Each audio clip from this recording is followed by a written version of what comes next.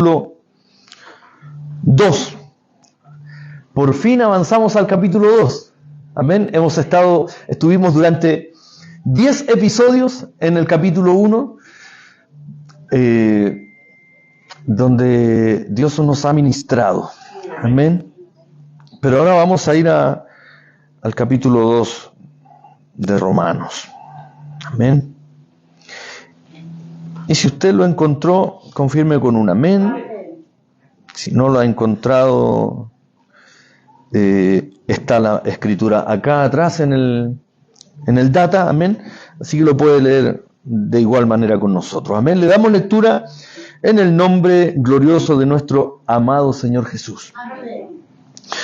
Por lo cual eres inexcusable, oh hombre, quien quiera que seas tú que juzgas, pues en lo que juzgas a otro, te condenas a ti mismo, porque tú que juzgas haces lo mismo. Mas sabemos que el juicio de Dios contra los que practican tales cosas es según verdad. Y piensas esto, oh hombre, tú que juzgas a los que tal hacen y haces lo mismo, que tú escaparás del juicio de Dios, o menosprecias las riquezas de su benignidad, paciencia y longanimidad, ignorando que su benignidad te guía al arrepentimiento. Hasta ahí por ahí. Te damos gracias, Señor. Te adoramos, te exaltamos, Señor. Agradecemos la oportunidad que nos das una vez más, Señor, de poder llegar a tu palabra. Usa mis labios, mi corazón. Háblame, Señor, a mí primero y habla a cada uno de los oyentes, Señor, ya sea que de los que están presentes o de los que nos escuchan o nos escucharán a través del streaming, Señor, de Facebook Live. Sea usted, mi Señor, hablando antes de tiempo, a tiempo y fuera de tiempo también, Señor. Tuya sea toda honra, gloria y alabanza en el dulce nombre de Jesús. Amén y amén. Tome su asiento, amado hermano. Le voy a pedir a mi esposita, por favor, si me trae un vasito de agua.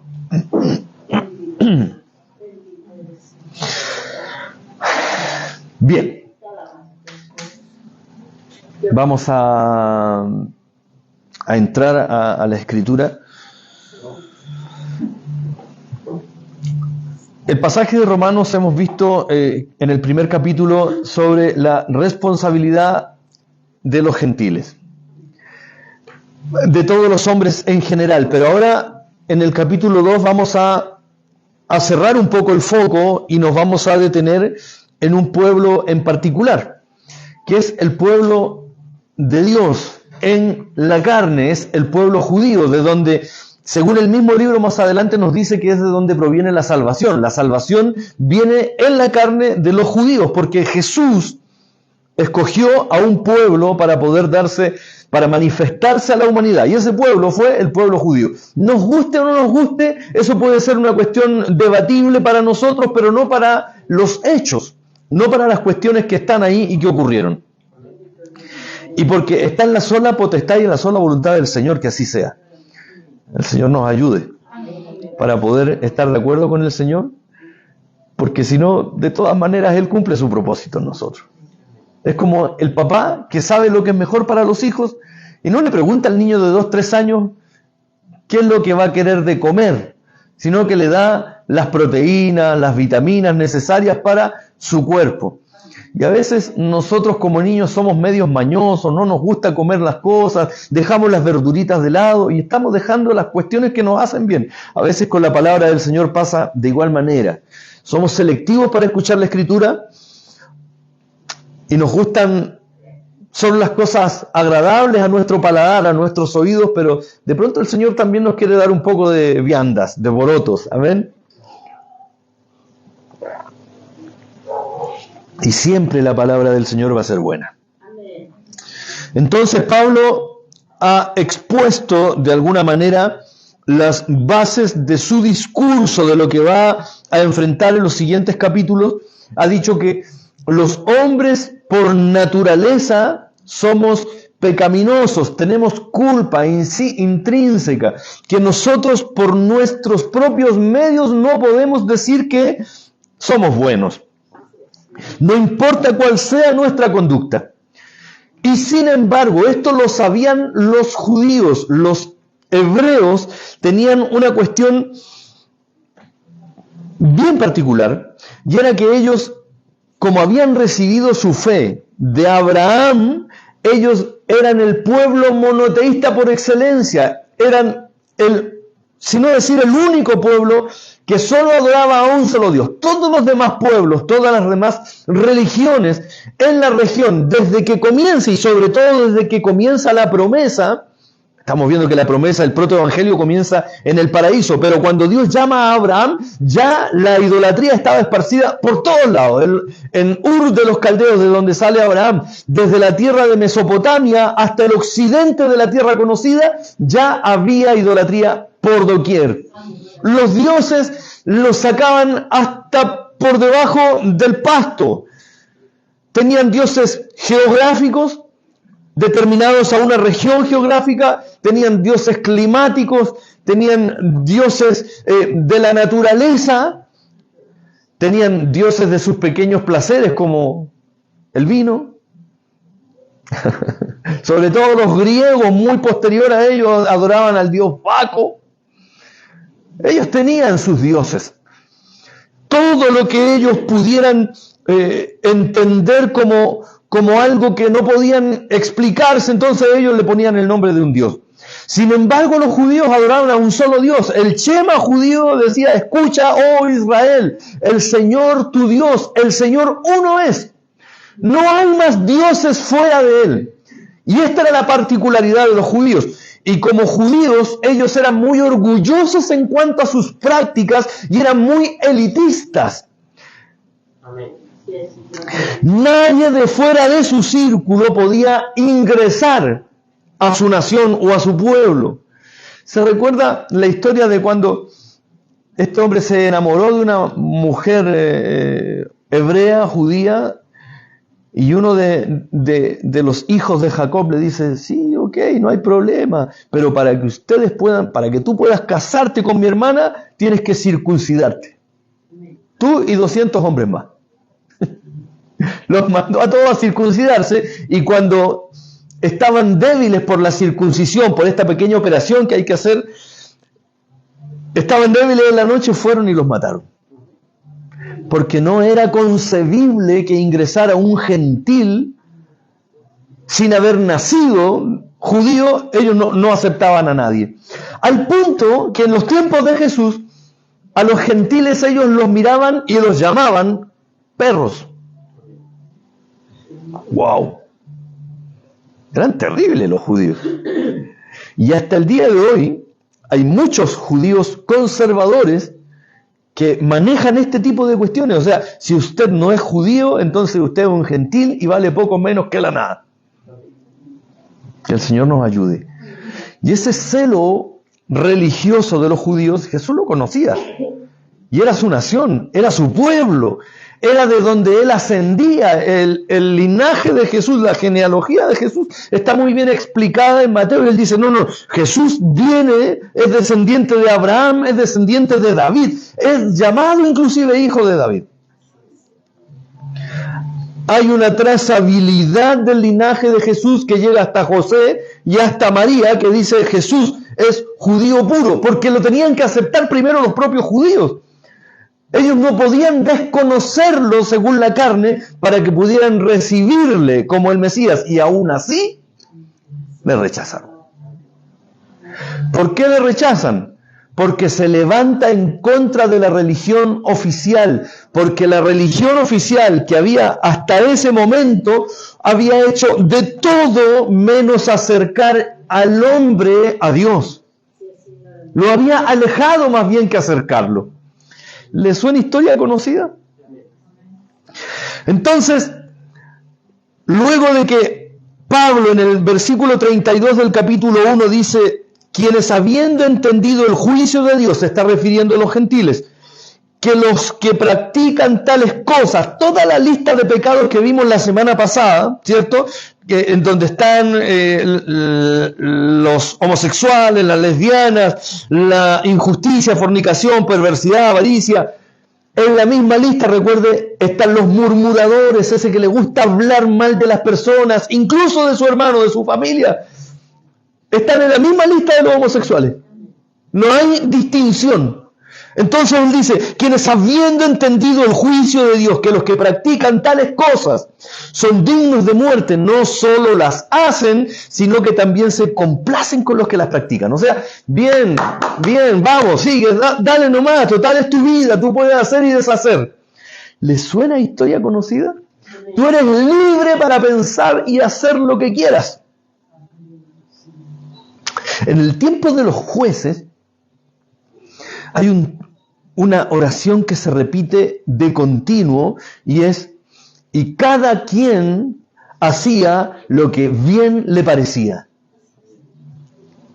Cada uno hacía y se mandaba solo, no le importaba ninguna ley, ni terrenal, porque habían jueces que se levantaban de tanto en tanto, pero el pueblo se mandaba solo, y menos una ley espiritual. Los jueces, cuando se levantaban en el tiempo de los jueces, de alguna manera aplicaban la ley de Dios y también las leyes civiles, las leyes sociales, en la medida de lo posible. De tanto en tanto, cuando el pueblo estaba afligido, el Señor mandaba a un juez que le libertaba al pueblo de Israel. Pero luego de eso, seguían haciendo de las suyas. Y ese es un patrón de conducta que se replica en toda la humanidad hasta estos tiempos. Entonces, el apóstol ahora le dice, ya, hablamos de los gentiles, hablamos de aquellos que ustedes llaman perros, hablamos de aquellos que no son dignos de entrar a vuestras casas, hablamos de aquellos de los que ustedes, incluso si tienen que pasar por una ciudad, recuerde que Jesús le decía, voy a tener que ir a tal lugar, pero tengo que pasar por Samaria. ¿Qué fue lo que le dijeron los apóstoles? Le dijeron, no, vamos, démonos la vuelta. No, tengo que pasar por aquí. Pero ¿cómo va a pasar por ahí, Señor? Son samaritanos. Bueno, me es necesario pasar por ahí. No me importa si a ustedes no les gusta mi plan, pero yo tengo un propósito que cumplir y voy a entrar a Samaria. Eso fue un choque de conflicto en la mente de los propios discípulos, que eran todos judíos, que decían, no podían entenderlo. Menos que después lo estén encontrando, lo encuentran hablando con una mujer que era de mala reputación, era samaritana, encima era samaritana y era mujer, y al mediodía. Como que Jesús les desarmaba toda su estructura religiosa. Toda su estructura religiosa. Entonces ahora el apóstol Pablo le dice a estos judíos, por lo cual eres inexcusable, no tienes excusa. Oh hombre, quien quiera que seas tú que juzgas, pues en lo que juzgas a otro, te condenas a ti mismo, porque tú que juzgas haces lo mismo. No es que la gente es tan mala. Y el Señor por dentro, con su amabilidad que le caracteriza, nos dice, ¿y vos? Bueno, ¿y tú? ¿Tú eres mejor que aquellos que señalas? ¿Es que acaso tu estatus moral y espiritual es superior a aquellos que estás señalando? ¿Hay alguno que tal vez está por debajo de tus parámetros espirituales? ¿Eso le está diciendo el apóstol? Bueno, ¿de qué estamos hablando? Tú también eres digno de condenación. Tu religión, tu religiosidad, la forma de acercarte a Dios no te ha alcanzado para salvar, para cubrir la distancia que hay entre ti y Dios. Eres inexcusable, tu hombre, quien quiera que seas. No importa si eres judío, no importa si eres un doctor de la ley, no importa si eres fariseo de fariseos, no importa si eres el sumo sacerdote, el principal del Sanedrín de los 70. Eres inexcusable porque tú, que juzgas a los demás, mientras nadie te ve, haces exactamente lo mismo. ¿Podría algún ser humano nacido de mujer aquí en la tierra engañar al Señor?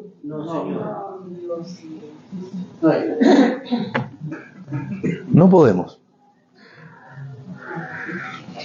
Mas sabemos, dice ahora el versículo 2, que el juicio de Dios contra los que practican tales cosas es según verdad. ¿Por qué dice que es según verdad? Porque ante Él nosotros podemos presentarnos muy pulcros, muy bonitos, muy elegantes, pero Él conoce nuestro corazón, conoce nuestro interior. Él sabe no solo lo que hablamos, ni nuestras acciones, sino que además conoce las intenciones de nuestro corazón. Él sabe cuál es el móvil, cuál es el objeto que nos está moviendo para actuar de determinada forma. ¿Por qué viene a la iglesia? ¿Por qué se comporta bien? ¿Por qué trata de tener una vida que agrade a Dios? Lo hacemos solo cuando nos están mirando, lo hacemos siempre, lo hacemos incluso cuando nadie nos ve, en el secreto de nuestra intimidad, en nuestra recámara secreta, porque ahí el Señor nos está viendo también. Él no solo entra a nuestra recámara secreta, porque nosotros podríamos decir, a ver, hagámoslo como el gran hermano, pongamos cámaras, vamos a poner cámaras en las habitaciones de cada uno de ustedes, hablemos de los que están aquí nada más. Dejemos fuera a los que nos están mirando por internet. Solo de los que están aquí. Vamos a poner cámaras en las habitaciones de cada uno de nosotros. Y vamos a observar cómo nos comportamos. Bueno, el Señor va más allá incluso de eso. Más allá de la tecnología que hoy día tenemos. Él no solo entra a nuestra recámara secreta, sino que entra a nuestra mente. Aquí, en este cuarto donde no puedo entrar yo, ni usted, ni nadie, porque no somos telépatas, Él entra ahí también y conoce qué es lo que nos mueve a hacer tal o cual cosa. Él sabe por qué estamos aquí hoy día. Podríamos pensar, por ejemplo, hablar de Eduardo, que es primera vez que nos visita, y decir, el pastor lo dice por él. No, lo digo por usted y por mí también. Si esto es para todos. Aquí no hay uno solo que puede decir, wow, no, esto... No, pues van a Marbella. Recuerde que aquí ya no le está hablando a los gentiles, le está hablando a los portadores, a los depositarios de la gloria de Dios. Te está hablando a ti que nos estás viendo a través del streaming, donde no tenemos idea quién eres ni dónde estás, pero Dios sí lo sabe. Ese es el punto. Estamos enfrentándonos ante el creador de todo el género humano, de la naturaleza, de las fuerzas de la naturaleza, el que pone orden a toda la naturaleza misma, a las leyes de la física. Él no solo las dicta, sino que se encarga de que se cumplan también. Todo está dentro de él. Bendito sea el nombre del Señor. Entonces a Él no le pasamos, el dicho que me gusta tanto a mí, ¿cierto? No le pasamos gatos por liebre. Si trajimos un gato, es gato. Si trajimos una liebre, es liebre. Si trajimos verdadera adoración, esa adoración recibe el Señor. Si trajimos falsa adoración, esa adoración rechaza el Señor. Pero no la rechaza por lo que nosotros hagamos externamente. Podemos vernos muy bonitos. No, si tiene que ver con la intencionalidad de nuestro corazón, con lo que está dentro. Él no mira si nos vestimos hoy día de traje o si vinimos con polera. Él no mira eso. Él está viendo adentro.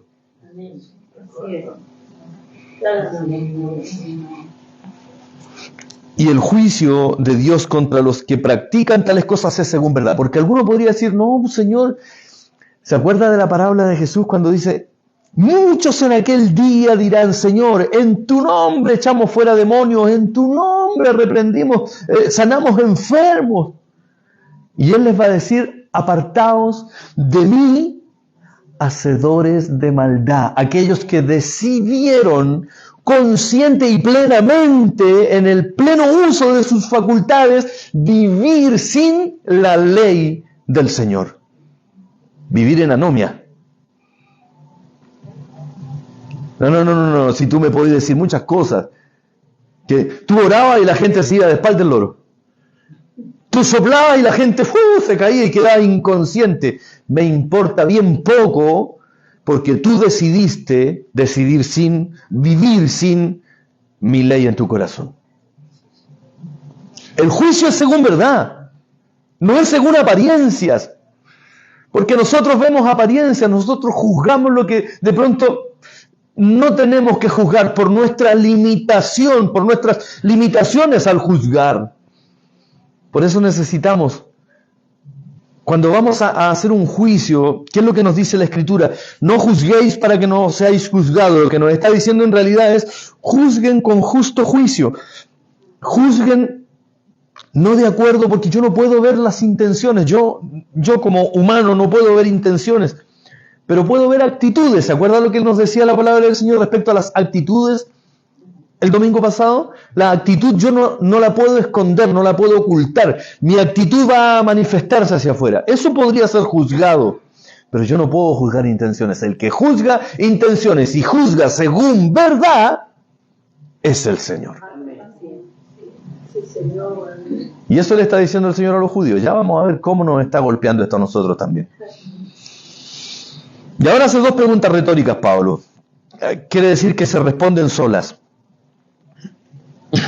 Y piensas esto, oh hombre, tú que juzgas a los que tal hacen y haces lo mismo, ¿que tú escaparás del juicio de Dios?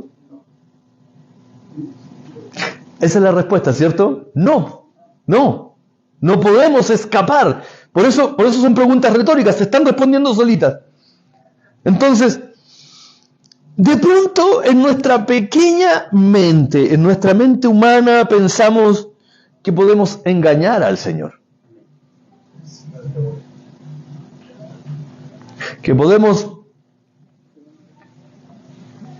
decirle al Señor, ay Señor, hoy día me duele tanto aquí, no voy a poder ir a la iglesia. Pero en realidad hay otras razones por las que somatizó un dolor. Nuestra mente es maravillosa, amado, para bien y para mal. Fíjese que, ¿por qué digo para bien y para mal? Porque cuando digo que somatizamos dolores es porque de pronto nos indisponemos aquí en la azotea, en el último piso, nos indisponemos y de manera interna nuestro cuerpo empieza a crear las condiciones para no ir a donde tenemos que ir. Empieza a enfermarnos. Y le voy a poner un ejemplo. Podemos estar enfermos de pronto para venir al culto dentro de la semana o el fin de semana, pero si nos presentan un buen panorama para ir al cine, para ir a la playa, para ir a ver un partido de fútbol, nos sanamos inmediatamente. No, si estoy bien, impecable, vamos nomás. No nos duele nada. El cuerpo, nuestra mente, es capaz de engañarnos, pero no por sí, sino por lo que hay en nuestro corazón. Aleluya. ¿No le ha pasado que de pronto dice, ay no, me siento enfermito y hoy día no voy a ir? Pero mándenlo a trabajar. Vamos contra viento y marea, llueva o no llueva. ¿Y por qué va contra viento y marea? Incluso a veces si se siente mal, ¿por qué va a trabajar? No, es que no me gusta fin de mes cuando me descuentan los días. ¡Ah! Hay una buena razón, ¿cierto? No le gusta el descuento. Ah, y al Señor da lo mismo, total, que nos descuente o no nos descuente, da lo mismo.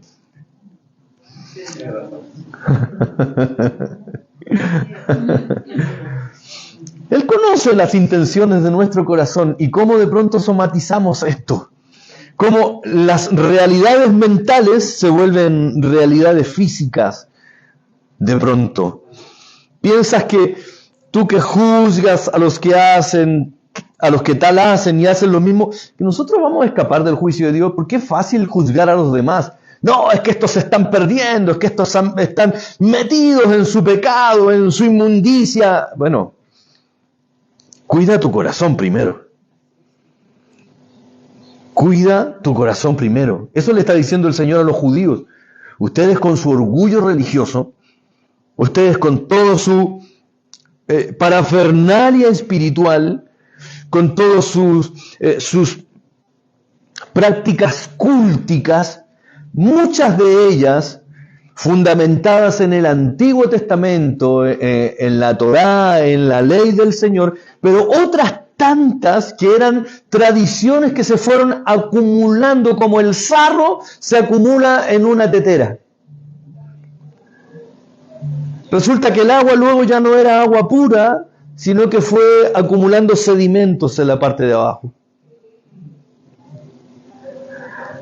Y luego vuelve a preguntar el apóstol y dice: ¿o menosprecias las riquezas de su benignidad, paciencia y longanimidad, ignorando que su benignidad te guía al arrepentimiento? Y aquí uno dice, de pronto me están hablando en chino. 3 palabras que está complicado, ¿cómo las entiendo? Bueno, para eso nos tiene el Señor, para explicar un poquito. Cuando yo menosprecio las riquezas del Señor,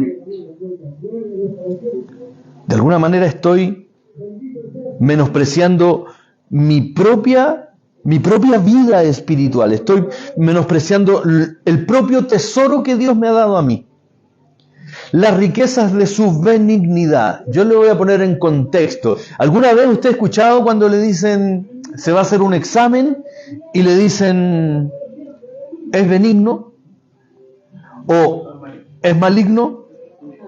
¿Entiende lo que significa benignidad ahora? Benigno es algo bueno, algo que no me produce daño, algo que está a favor de mí. Menospreciar la riqueza de la benignidad del Señor es menospreciar las cosas buenas que Dios ha tenido para mí a bien entregarme. ¿Cuántas cosas buenas ha hecho Dios para mí? Y yo las paso por alto, las ignoro, las menosprecio. ¿Y de qué manera las puedo menospreciar? No usándolas. Herramientas que Dios tiene para mí, para que yo pueda avanzar en el Evangelio, para que pueda ir creciendo, para que pueda ir desarrollándome, para que los judíos mismos pudieran aprender un poco más de la espiritualidad de Dios, pero ellos las menospreciaban. Las cosas buenas las menospreciaban. Y luego dice, paciencia. Ese no hacer algo aún, pudiendo hacerlo en este tiempo, porque las acciones de los judíos eran malas, pero retener su mano de actuar aún. ¿Se acuerda lo que dice Pedro? Que no tengamos la venida del Señor por tardanza, como algunos la tienen por tardanza, sino que Él es paciente para con nosotros, no queriendo que ninguno se pierda, sino que todos procedan al arrepentimiento. Paciencia. Él retiene su mano, pudiendo enviar sus juicios en ese tiempo, pudiendo enviarlos en este tiempo. Él dice, no, voy a tener un poco de paciencia todavía. Pero la paciencia tiene un límite, la paciencia se acaba. No podemos menospreciar la paciencia del Señor. Los judíos no podían menospreciar la paciencia del Señor, porque iba a llegar un límite, iban a llegar los juicios del Señor cuando esa paciencia llegara a su final, a su término. Y se termina. Él no va a ser paciente eternamente. Él no va a ser paciente para siempre. La paciencia tiene un límite. Menospreciando las riquezas de su benignidad y de su paciencia y de su longanimidad. No está hablando de longanizas. Está hablando de longanimidad, aunque la raíz es la misma. ¿Por qué la longaniza se llama longaniza? Porque es longa, es larga. De ahí viene la palabra longanimidad, ánimo largo, que se extiende. Eso es la longanimidad. O sea, mi ánimo respecto a ustedes no es un ánimo pequeño, no es un ánimo antojadizo, yo extiendo mi ánimo para con ustedes. Un buen ánimo, pero no lo menosprecien, pues. Longanimidad. Un ánimo bueno a favor nuestro, pero que de pronto el pueblo estaba menospreciando, los judíos estaban menospreciando,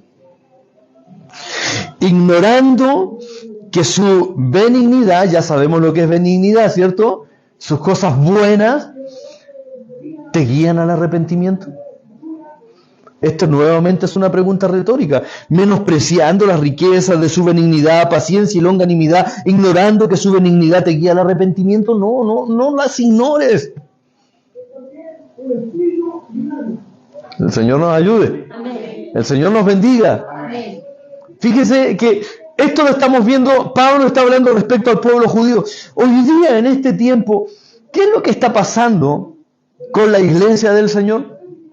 ¿Cómo nosotros estamos ignorando o acatando o poniendo atención a la paciencia, a la benignidad y a la longanimidad del Señor? ¿Realmente la estamos le estamos poniendo atención o en realidad estamos siendo más bien apáticos con ella, creyéndonos el cuento de que nosotros somos superiores porque somos hijos del Señor?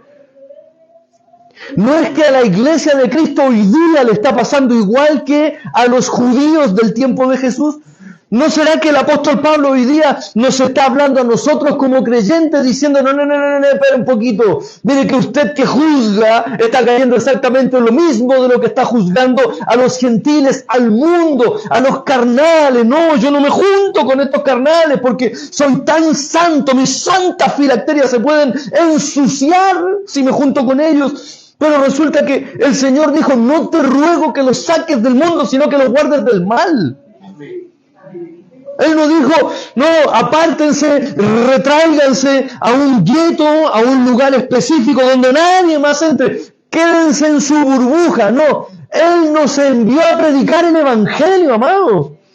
Y de pronto nosotros nos quedamos tan cómodos en nuestro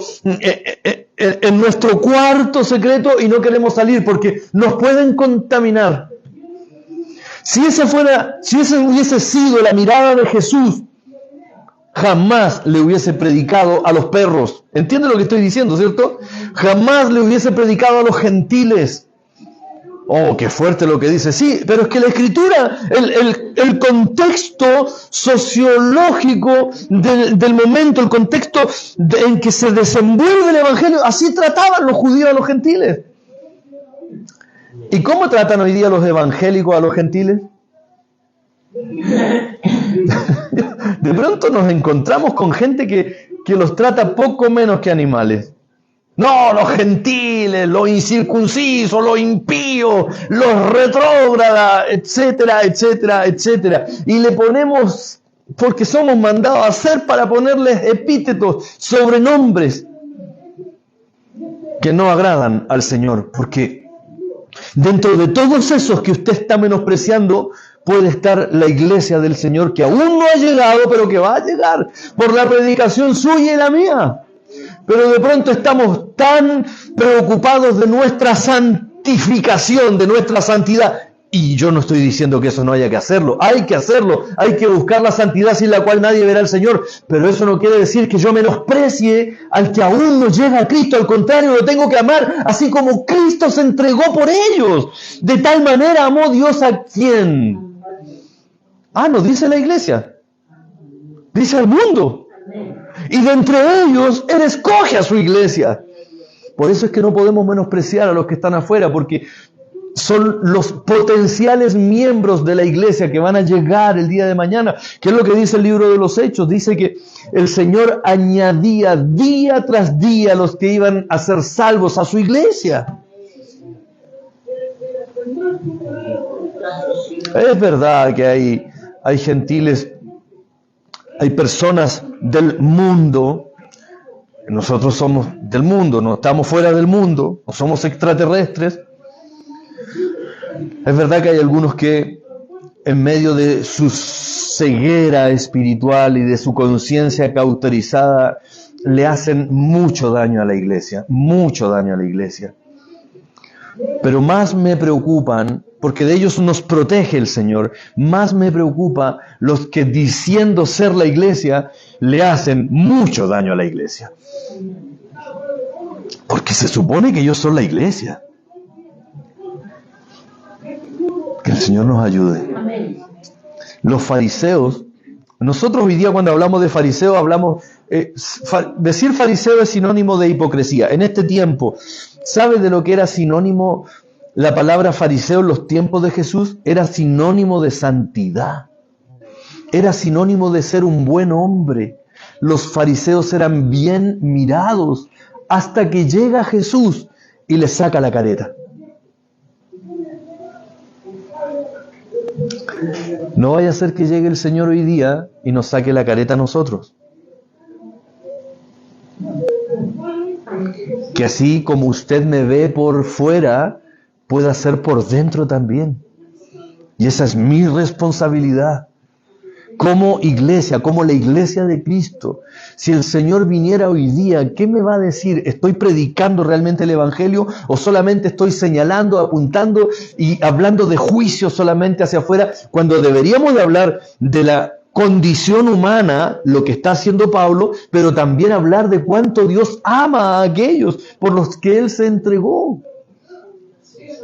Si yo creo que soy extraterrestre, me va a ser muy difícil poder empatizar con los humanos.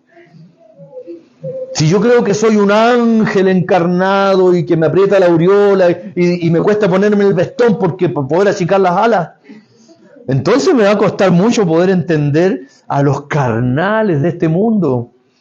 Pero si yo creo que soy un hombre nacido de mujer, del que Dios ha tenido misericordia, que yo no merecía, entonces voy a poder empatizar más con aquellos que están sufriendo a mi alrededor y que necesitan escuchar que Dios les ama. Que necesitan escuchar que Dios entregó su vida para que ellos puedan tener paz hoy día. Él es nuestra paz, que por nosotros es sacrificada, es entregada.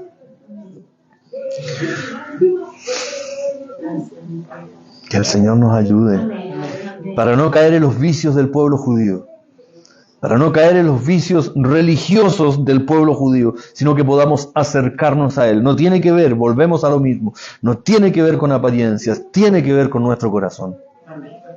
¿Puedo decir amén a eso? El Señor bendiga a la iglesia. Entramos a un pasaje y vamos a ir terminando con esto.